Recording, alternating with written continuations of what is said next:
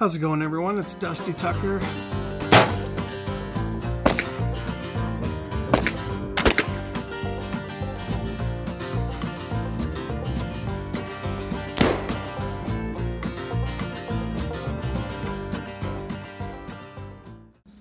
How's it going, everybody? I hope you can see me all okay. I got my tripod set up, so I don't need a cameraman this time. It's Dusty Tucker. I wanted to do another quick update on the BCL SRV2 Siberian and how it's been treating me lately. And I just wanted to do a couple little tidbit updates. This won't be a long video unless I get off of topic like I like to do sometimes. So this update is basically going to just cover the new accessories that I have. Well, the new accessory and the sling that I got on it now. I finally bit the bullet on which sling I want to buy and just got it. I'll explain that in a minute. I am, as of now, over 400 rounds. In my previous video, I think I was just over 300. Now I'm over 400 rounds, and she's still chugging strong. There is something I'm going to address, and I'll get to that in a minute here as well. But other than the issue that we had with the just over 300 rounds, we had that catastrophic stoppage where the firing pin retaining pin was dislodged from the BCG into the side of the action, causing a jam where I couldn't close the bolt no matter what I tried to do. After I resolved the problem, got a new pin, put a new pin in. After the 400 round mark, when I had taken this apart at home, I noticed that it had walked out a tiny little bit again. So I'm going to be done with those pins. I'm going to be doing a modification to the BCG, so I don't have to use a stupid single-sided tapered pin with this bolt carry group. And I'll explain more in a little bit. I just kind of want to do an update, and I don't want to get too sidetracked. So, yeah, so I'm still liking it besides that stupid little firing pin, retaining pin issue. It's a solid rifle. I put the muzzle brake on it. I don't know if you've seen that video where I put the Delask Arms muzzle brake / flash hider on there, and I noticed a huge difference after shooting that with that on there. It was like shooting a 22, especially with the girth of the rifle. It's got a little bit of weight to it. It's not like a short-barreled AR in the US. We're not blessed with that, unfortunately, anymore. We can't even get them, so no little short frickin' 14-inch barrels or anything like that. This is called a pistol mag in Canada, and you can legally hold 10 rounds in this mag, and so that's what I've been training with. I've been training with either this mag or these mags that are pinned to 5 rounds because they're considered a rifle mag. So it's riveted to 5. So basically I train when I do long distance shooting. We'll call it long distance shooting because the farthest I've been so far is 100 yards. I'd really like to find a range or somewhere where I can shoot this thing out to 500 yards and really put to use the LVPO properly is what I'd like to try. And hopefully I can get a video with that too. Eventually, what I'd like to do is find some crown land somewheres with a bush with a cut line, either down power line, cut line, or something like that. And I want to buy a steel gong, and I want to set up and try to hit the steel gong out to eventually 500 yards. Hopefully I'll try to make a video on that. That's something I hope that I can try to do in the summer at some point. I would like to get into that. I'd like to do some more videos of more so shooting this guy. And so the sling I got, we'll just cut right to the sling. This video is going to be full of good news as far as I'm concerned. So for me anyway. So the sling is a Condor multicam sling. It is, one side has bungee, it's a 2-point sling, and it also has a quick adjust tab on it, so you can go from, you can choke up on it really close if you wanted to. It's hard to do with one hand, but I'll try to show you guys. It's got a quick adjust tab here. You can just get your thumb in there and slide it and choke up on it if you want. And it has these little clip suppressors is what I'm going to call them. I don't know what they're called, but there's little sleeves that go over the clips. And they kind of quiet the rattle on metal contact, which is pretty cool. And then there's a bunch of other little tie points everywhere on this sling. I actually really like this sling. It's in multicam. It comes with a crap ton of extra material for extending your the overall length. I just put some elastic bands on there to try to cut up tie points and snag points and crap like that. I just kind of tucked it all together in one little loop with some elastic bands for now. Eventually I'll use some hockey tape, some camo patterned hockey tape or something. And then up at the front here, it's got another detach position here with a clip. So on the front and the back it has that, and then it has another suppressor on the front. I just have paracord on the front right now. I will not be using those stupid quick detach push pin things. I don't like them. I've seen enough videos of them failing. I know you can buy more expensive ones, but they still fail. I would like to see somebody vigorously put them to the test, like having your QD like this and dropping it on and seeing if it pops out, because I don't trust them. I don't trust them for my life. That's why I have heavy nylon attachments to the gun, and they're fixed to the gun. If I want quick detach, it's right here. There's my quick detach. Right there is these little snaps. So, and if I want to omit those, I can simply, if I want to, I could plastic weld them shut, or I could just tape over the whole thing and make a giant sleeve, or there are these tie points here and here, these little D-loops. I could just simply take some paracord and back this up, just tie paracord from one to the other, so if this does decide to separate, there will still be the paracord holding it together. So, you know, as kind of a fail-safe backup type thing. So this sling is really, it's in, like I said, it's got the bungee on the back here, and you can adjust it. And what I like about using paracord is that you can mount it wherever you want on your rifle along the forearm here. You can mount it wherever the hell you want with paracord, and you don't have to buy some stupid frickin' attachment or whatever. And if you buy some really good paracord, you should be fine. I'm using a double square knot to tie it off with. So the more it pulls, the tighter it gets. So really, it shouldn't just come off. And there are some really tough strands in there. There's fishing line and everything in there, so it's almost like rope in a sense. And it's just in the right spot for me. I tend to like it a little bit closer. If I had it up here, it wouldn't make sense because it would get in the way of my lights system, and it would get in the way of where my hand likes to be.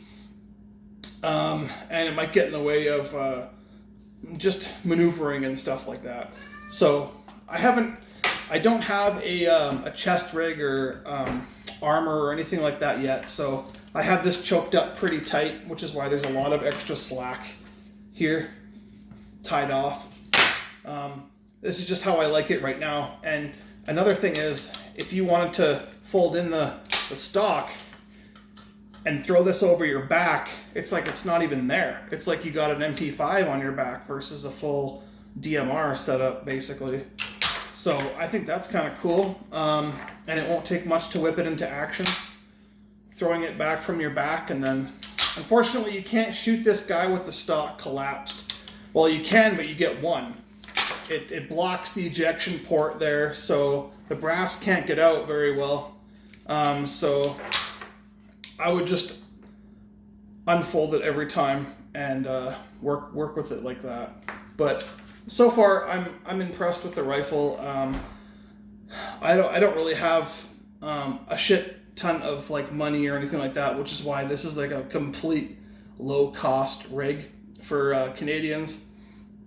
Like the whole system build for everything so far, I want to say we're just over the $2,000 mark, maybe $2,100 or so. That's with the light attachment, that's with the pressure switch, the LVPO, the UTG mount. I like this UTG mount because there's 3 points of contact that you can tighten on there. And yes, I do use blue Loctite, and I use them on here too. I don't care what other companies say not to use. I'm blue Loctite in that shit. And the sling was about a $80 purchase in Canada. I know it's like $60 in the US, but everything's more in here. So the scope rings or the covers came with the optic, so I didn't have to purchase those. There's only a few more things I'd like to get on this guy, and that's a grip and a trigger. I think is pretty much it for this guy. I think that's all I want to get is because they'll take standard AR grips, so I want to get a Magpul grip for this with a little bit of a beaver tail in here, just for comfort, just for quality of life. And then I would like to get a Canadian-made upgraded trigger as well. Just the blue, I can't remember what it's called offhand, but it's like the blue AR trigger, drop-in trigger, something like that. I can't remember exactly what it's called, but I want to get one of those, and that's pretty much it. And then I might give this guy a paint job. We'll see. I might give it a paint job. It's already got lots of kind of like earth tone color and stuff to it, but I'm not really in an earth tone area. Yeah, there's lots of sand in Saskatchewan, but there's also a lot of green and a lot of bush. Like if you look at northern Saskatchewan or northern Canada in general, it's like all forest. So I kind of want maybe some darker colors, but I also want it to work in the prairies too, so I don't want to go too dark. So we'll figure out what I do for camouflage in the summer. I might paint it here, we'll see. Another thing I want to talk to you about, let's put this guy down for now, is Black Creek Labs itself. Well, as you know, with that catastrophic stoppage that I had, I was kind of frustrated, and I emailed Black Creek Labs, showed them pictures of the BCG and everything that was going on inside that I did not like the quality of, and the little retaining pins that hold the whole bolt mechanism together sheared off and everything, and I showed pictures of everything like that. They sent an email back saying, "What's your full mailing address? We will send you those parts ASAP." And I kind of giggled and said, "Are these guys for real? Like, are they actually going to do that?" So whatever, just for shits and giggles, I gave them my mailing information and everything like that over the email. And all of a sudden, the next day, I get a UPS request for a signature for to pre-confirm your mail order. And I was like, what the fuck, is this a scam or something like that? And then I got another email from BCL saying your product is on the way, blah blah blah. And first of all, before I continue, let me just tell you, I don't have warranty for this gun. This is a second-hand purchase, so I don't have warranty for this. So I just sent an email to BCL saying what's wrong with it. He didn't ask for any warranty information. He didn't ask for nothing. He just sent it. They just plain out sent it to me. So I didn't think anything of it at first. I was like, these guys are full of shit. There's no way they're going to send me free parts. Like, what company does that? No company does that. So what do I get in the mail? I get a new firing pin retaining pin, and I get 2 little retaining pins that go on the guide rods of the BCG. I haven't installed them yet because I know that they're just going to shear off anyways in like 150 rounds, just like the first ones did. So basically, I mean, holy shit, that was very nice of them.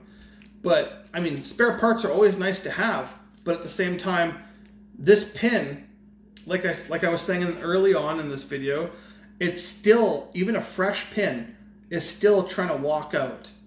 And yes, I do some shooting sideways and stuff like that. I'm not just sitting at a bench shooting at paper. So you gotta test it, right? You gotta know what you got. So it was starting to walk out on me when I took it apart. After every time I shoot it, I clean it, and I noticed that it wasn't out very far. It was out maybe like 1/1000th of an inch, if that. And it was enough to irritate me to the point where, okay, it's still coming out. So I'm going to try something different. And there was a few people that suggested something to me, and I think I'm going to try it. So what I'm going to try to do in another video is I'm going to get, you can get these like softer iron roll pins. And basically I want to get a pin to go in there, cut off the one end, kind of mushroom it a little bit with not with a peen hammer, but with a peen punch, and just kind of round the edge on both sides after cutting the pin the right length to the BCG for the retaining pin. I want to mushroom both ends, and it's just soft iron. So if you have to pull it out to change your firing pin or to clean it or whatever, you basically just take the punch. What a good idea for taking something out of whatever. You can get a hockey puck. Just go to the whatever store, get a cheap hockey puck. Drill a larger size diameter hole all the way through the hockey puck. Put that on your table, on your bench, whatever. Take your BCG, line up that pin with that, hold it all in place, and then grab your punch, set it over top, and then just tap it all the way through into the hockey puck. Simple. And then it'll punch through. That soft iron with manipulation. It's a steel BCG, so it shouldn't get damaged or nothing. So that's my plan anyway. So we'll see how that goes. I'll make a video on it when I get a roll pin, and of course I'll keep a couple extra roll pins just in case they fail, and I'll do updates and all the correct information and stuff that you guys want to see if you want to see it, whatever. This is for basically Canadians that are gonna want to buy this rifle too. I'm just trying to share everything that's going on with it and what I've been doing with it, so I can kind of help people understand where I'm coming from and everything like that. So I'm just trying to do update videos as I go to help the people that are also looking at purchasing maybe one of these for themselves. Lots of people say they're absolute crap, but I have not had too much issues. I've had a few comments of people saying, well, I have a $3,000 Tavor and it won't take 223. It'll only fire 5.56. I don't know that, I'm just saying, like, there's evidence out there of more expensive guns being more of a failure than this thing is. So, I mean, so far I'm really happy and content with it. Obviously, I can't go out and shoot thousands of rounds and put it through a big test because ammo here in Canada is ridiculous at about $1.16 a round, one bullet. So when you go to the range and you fire off, I don't know, 50, 60 rounds thinking, oh yeah, like this is fun or whatever. And then you go to restock at the store and you're like, holy shit, that's not cheap. No, it's not. It's not cheap. It's kind of ridiculous, actually. Ammo has just gotten ridiculous. So the next time I go to the city, I'm going to pick up a bag of 500 projectiles for $60. You can't go wrong with that. It's 55 grain. I can't remember what the brand name is offhand, but it's the same stuff I use for the 9mm, and it seems to work great. So Cam Pro, that's what it's called, Cam Pro 55 grain full metal jacket for the 5.56 223. I'm going to load that stuff and see how it handles in here. I have some really good powder, some Varget and some top tier quality powder, and then I have some like 3031 and IMR powder. I'm going to try everything. I'm just going to I could even do videos on that too if you guys want to see that stuff. It doesn't matter to me. I'm just here to help you guys. I'm not here for myself. So Well, I think that's pretty much all I want to do or talk about in this video. I can do a quick overview if you guys are watching this for the first time, what I have. Remember, this is Canadian stuff. So you guys in the US are probably like, huh, what? What's that stuff called? So this is a Vict Optic. You can go on, what's the website there? I don't know it off by hand. Victory Optics or Vict Optics or shit, I can't remember what the website's called, but I could put it in the link below if I remember. It's a 1:6 LVPO. It's got really good eye relief. It has a good eye box. It's really, really affordable for what it is. The cantilever is a UTG, 30 millimeter rings, high profile, 34 millimeter offset. What I like about it is that it has 3 points of contact on the pick rail, and they're blue Loctited in, so this thing is very well secured to that rail. Most of them only have 2. It was another reason why I wanted it. Everything here is blue Loctited on, like I said. It has low aim access, so that's why I wanted a higher profile one as well, to get me off of the gun a little bit better. The grip is just a Magpul MVG vertical grip. The flashlight is an Alone Fire flashlight from the same guys. I think it's Spectre Arms. That's what it is. SpectreArms.ca if you want to find the LVPO and the flashlight. This mount is actually a Fiachi mount. ML87 M-Lock flashlight mount, and then this little extendo bar came with it as well, so it's all one kit, which is kind of neat. And then the pressure switch is also a Fiachi. The one that came with this Alone Fire setup shit the bed right away, so I just upgraded. We'll call it an upgrade, even though it's Fiachi, but whatever. So far, it's been really good, actually. I haven't had a problem with it at all. I actually kind of dig it. It's beefier too. And the cool thing about this Fiachi is that it comes with a either M-Lock or pick rail option. So you can go up here or over here, whatever you can. It's universal. So that's kind of cool. What else do we got here? The Fiachi light switch. The muzzle device is a Delask Arms XB-6 flash hider / muzzle brake, and it was about $55. It does not come with a crush washer, which kind of pissed me off. I actually have an ad on Gunpost. I'm selling these $7 shipped anywhere in Canada, because I'm sick and tired of ordering stupid little parts like this from a website and they charge you $30 shipping. I think it's absolute bullshit. Why can't they just envelope ship it? It's complete bullshit. So I bought some on Amazon for 30 some bucks, but I got like 14 or 15 of them. So I only needed one.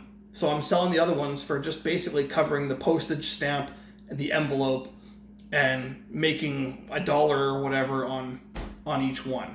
So it's not like I'm selling them to make money. I'm just trying to help other people out. I think I have a few left. I've been selling them actually pretty good. Crush washers, 1/2 inch for this gun. What else do we got? The 2-point sling, like I said, like I covered in the video, it is it's a Condor multicam 2-point. I think it's the Strike single bungee conversion sling or something like that. And then this little tail mount thing, you can just buy them on Amazon. They're just nylon, whatever mounts. I just wrapped the crap out of this one to have less chance of ripping. Anyways, just do a quick recap for you guys. So I hope you found something useful, and hopefully the update, whoever wants to watch it can watch it, whatever. We'll see you next time. Dusty Tucker signing out. Keep shooting.